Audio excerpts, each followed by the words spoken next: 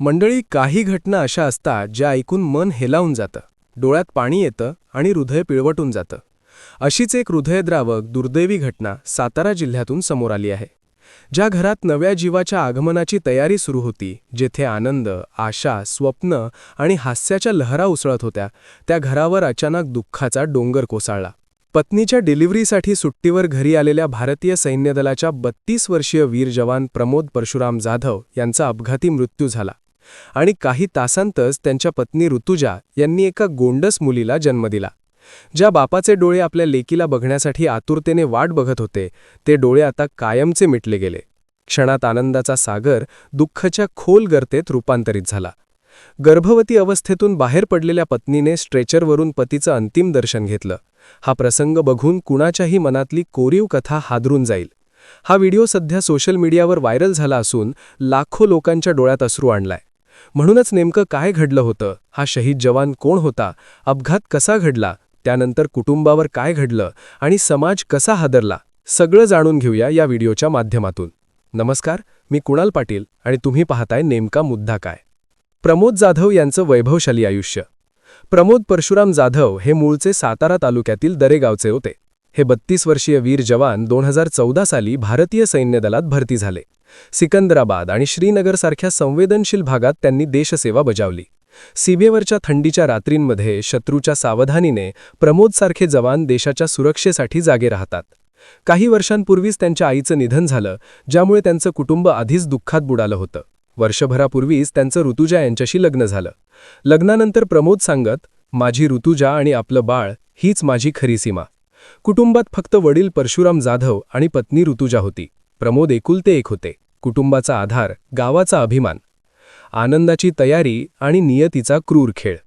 ऋतुजा गर्भवती असल्याने डिलिव्हरीसाठी आणि बाळाच्या स्वागतासाठी प्रमोद 1 जानेवारीला काही दिवसांची सुट्टी काढून गावी आले.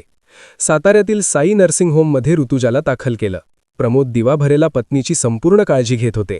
पायाला हात दाबून मसाज करणे, आवडते पदार्थ बनवणे, बाळाच्या नावांचा विचार करणे. घरात आनंदाचं वातावरण होतं.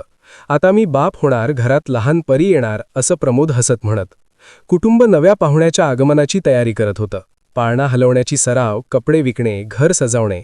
डिलिव्हरीला काही तास उरले होते. कोणत्याही क्षणी आनंदाची बातमी येणार होती. पण नियतीच्या मनात वेगळाच होतं. शुक्रवारी रात्री 8 वाजण्याच्या सुमारास काही कामानिमित्त प्रमोद दुचाकीवरून वाडे फाटाकडे जात होते.